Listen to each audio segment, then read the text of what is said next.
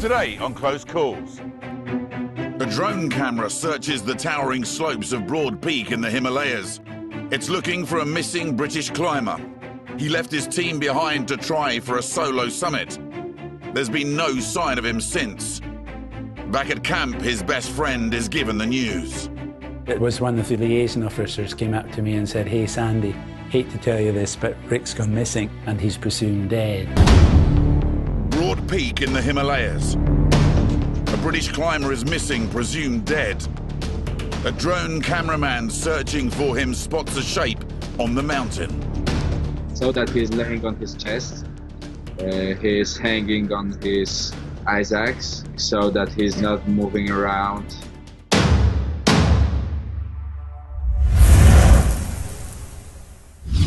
The men meet up in Islamabad in June and spend 10 days travelling to their base camp at 4,800 metres. Rick begins to document their trip. Then we spent the next almost 3 weeks getting ourselves acclimatised. They need time for their bodies to adjust to the lack of oxygen before they can attempt the ascent to the 8,000-metre summit.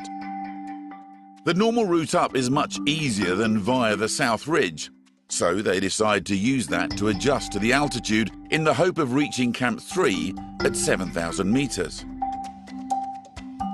But by the time they reach Camp 2, the weather has closed in, with high winds and snow. It's not looking good for their attempt on the difficult new route. The forecast shows a brief window of good weather coming up. Casper and Stan decide they need more rest before continuing, so Rick and Sandy set off together on the 3-day climb, leaving them to follow on the next day. And we get to Camp 3 and the wind is screaming. And this is already the first day, which is supposed to be the day of good weather. The next morning, Sandy is still not acclimatised. He decides to return to base camp. But Rick is feeling fit and, with the others due to arrive soon, is ready to climb. On the way down, Sandy passes Casper and Stan, heading up. The pair continue up to Camp 3 to join Rick, who is still keen to climb. The forecast indicates an imminent spell of good weather. Rick seizes the opportunity. Stan agrees to go with him, and the pair leave camp at 10 the following night to give themselves maximum daylight hours at the highest points on the mountain. But within an hour, Stan, wanting to acclimatise further, decides to return to camp. Rick opts to continue alone and heads up the steep face. As I was continuing, there was a lot of self-doubt there. I want to be prepared to turn back if I felt things were getting out of hand in any way. But things were certainly going well enough for me to want to keep on going. Back at Camp 3, Casper and Stan agree to wait for him. It's been light for more than an hour by the time Rick reaches the top of the face the following morning. From here, a long ridge leads to the summit. Felt like I was probably an hour behind where I wanted to be, and I turn to the south and start climbing over this undulating ridge that goes on, and finally at 2 o'clock in the afternoon, in cloud, I reach the summit of Broad Peak. There's no view, so I propped my ice axe up against a bamboo wand and took a photograph of it and decided to turn around and head back.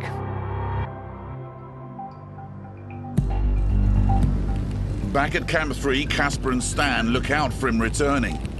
When they spot him on the col, it's already dusk. An hour later, fog descends and they lose sight of him. They decide to get some sleep. Way above them, Rick has been climbing for 21 hours. He has little food or water. Wanting to get back to camp quickly, he makes a risky decision. I decided to take a shortcut. His aim is to rejoin the main route near a section of rope fixed along the path by previous expeditions. But as he descends, the icy face becomes increasingly steep. I have to turn around and face inwards. It's like climbing a ladder backwards. Planting my ice axe in the snow and ice, kicking my feet in as I go down, move my ice axe down, move my feet down. But I don't get back onto the line of the fixed rope. He's heading straight into disaster. I step onto some snow that just collapses underneath my feet. And so my ice axe just rips out and I drop. Rick is knocked unconscious, but through sheer luck lands on a mound of soft snow. At Camp 3, Casper and Stan continually check his tent throughout the night. At 4 a.m, it's still empty. And when he still hasn't arrived the next morning, their fears are confirmed. They ask a climber heading to the summit to look out for him. The route is riddled with crevasses, and the drop to the valley floor is a sheer plunge. Clinging to hope, the pair wait a few more hours before finally setting off down the mountain. They leave food in Rick's tent in the hope he might return. Back at base camp, Sandy is waiting expectantly. But then comes the news that Rick has vanished on the peak. It was one of the liaison officers came up to me and said, "Hey Sandy, hate to tell you this, but Rick's gone missing and he's presumed dead." Experienced climber Rick has gone missing overnight after leaving his friends in order to attempt a solo summit in the Himalayas. He's fallen down a steep, icy slope away from the main route and out of sight of other climbers. He's presumed dead. But during the night on the other side of the valley, at the K2 base camp, a cook catches sight of something tumbling down the mountain. Bartek, a television cameraman, is there to film his brother's upcoming bid to ski down K2. Concerned, they use a telescope and spot a shape on the mountain. Bartek sends a drone camera up to take a closer look. It reveals a fallen climber. The man is lying in a perilous position above an ice cliff. The motionless body suggests it might already be too late to save him. They send one of their team to the base camp at Broad Peak, where Sandy, Rick's longtime friend and climbing partner, is waiting for news. They tell him the climber they spotted was wearing a blue snowsuit. But some way above them on the icy slope, Rick is still alive. He survived the fall and has regained consciousness.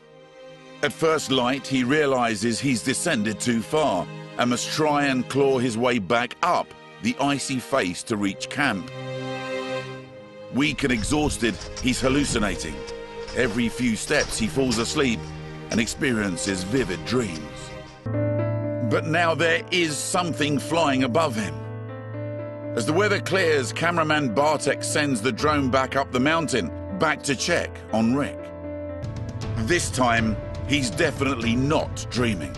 The drone isn't recording sound but can follow his progress, and Rick is just relieved someone is watching over him. But he's still in grave danger. At base camp, Sandy is trying to organize a rescue by helicopter. It's too late in the day to reach Rick by chopper. He's on a treacherous slope. Any team trying to reach him on foot will need to be at the top of their game and have specialist equipment. Then Sandy gets some good news. Well-known, highly experienced climber Dan Mazur is on his way up to Camp 3. Sandy contacts him to explain Rick's predicament. Dan said, "Well, I'm halfway up the mountain and I've got three or four Sherpas with me, so we'll try and hurry up, and if you've still got daylight, then we'll nip across and see if we can help Rick." One of the Sherpas with Dan is Tenzi. He's worked in these mountains for 16 years. Once they know the information where the Ricky was, Tenzi himself with other two climbers, including Dan Mazur, they went to look Ricky. When Dan and his group reach Camp 3, there's only an hour and a half of daylight left. Bartek sends his drone back up to lead two of the mountain guides, accompanied by Tenzi, towards Rick's position. This is his footage. From Camp 3, they start their hike towards that place where Ricky was. Rick can be seen slowly working his way back up the mountain. Suddenly, I can also see two guys moving up towards me, and the feeling was amazing. I mean, I instantly knew that I was going to be fine. Once they locate Ricky, they start fix the rope like 80 meters to cross that blue ice, and they clip Ricky in the rope, and they slowly drag him towards them.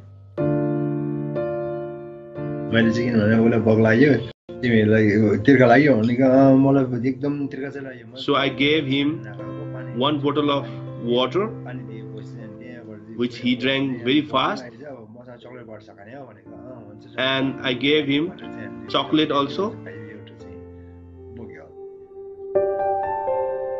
The climbers help Rick back to Camp 3, where another takes these photographs. They radio Sandy. When Dan came on the radio and said, "Hey, we've got him," I was just so relieved. Rick makes it back to base camp 36 hours later. I hugged them, but I know that Sandy was not best pleased with me because he didn't think that I made the right decision. And I completely recognize where he's coming from. I'm feeling like, well, I may have let the team down in terms of achieving what I wanted to achieve. I may have compromised what ultimately the team could have achieved. Rick is seen by the camp doctor, who confirms he has frostbite on his left foot and recommends a helicopter evacuation. It's a small price to pay. This event, as it unfolded on Broad Peak, was definitely a very close call for me. I am very grateful for the guys who went out of their way to come up and help me down.